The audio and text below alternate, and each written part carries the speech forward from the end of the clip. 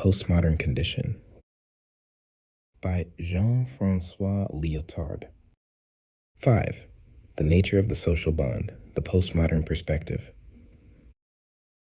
I find this partition solution unacceptable. I suggest that the alternative it attempts to resolve, but only reproduces, is no longer relevant for the societies with which we are concerned, and that the solution itself is still caught within a type of oppositional thinking that is out of step with the most vital modes of postmodern knowledge.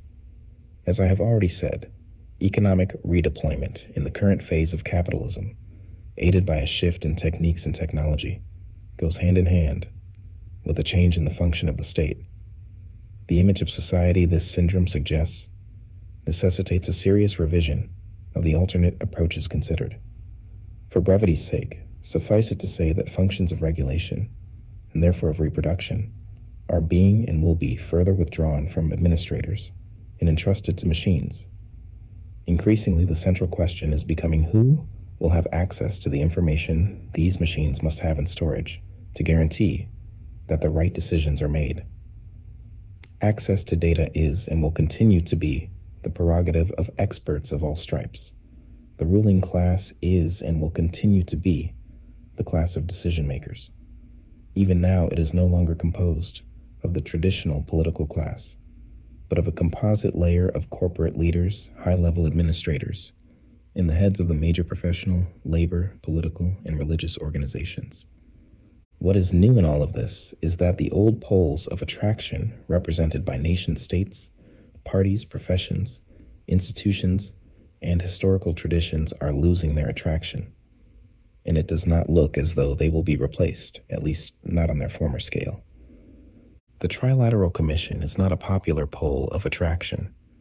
Identifying with the great names, the heroes of contemporary history, is becoming more and more difficult.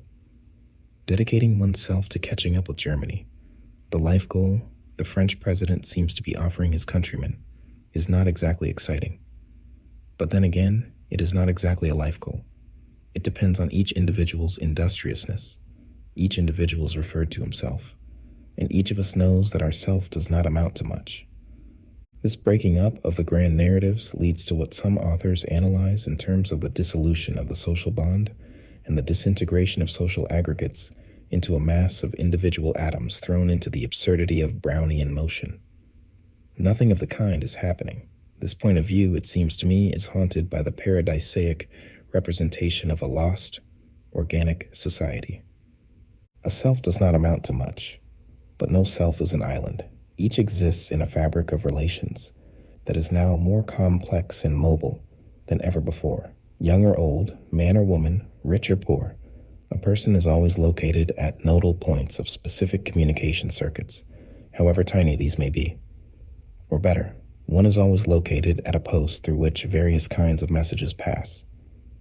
No one, not even the least privileged among us, is ever entirely powerless over the messages that traverse and position them at the post of sender, addressee, or referent.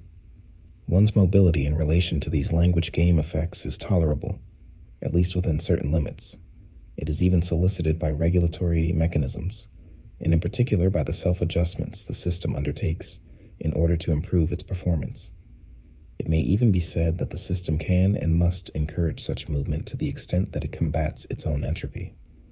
The novelty of an unexpected move, with its correlative displacement of a partner or a group of partners, can supply the system with that increased performativity it forever demands and consumes. It should now be clear from which perspective I chose language games as my general methodological approach. I am not claiming that the entirety of social relations is of this nature. That will remain an open question. But there is no need to resort to some fiction of social origins to establish that language games are the minimum relation required for society to exist. Even before they are born, if only by virtue of the name they are given, the human child is already positioned as the referent in the story recounted by those around them, in relation to which they will inevitably chart their course. Or, more simply still, the question of the social bond, insofar as it is a question, is itself a language game, the game of inquiry. It immediately positions the person who asks, as well as the addressee and the referent asked about. It is already the social bond. On the other hand, in a society whose communication component is becoming more prominent day by day, both as a reality and as an issue, it is clear that language assumes a new importance. It would be superficial to reduce its significance to the traditional alternative between manipulatory speech and the unilateral transmission of messages on the one hand, and free expression and dialogue on the other.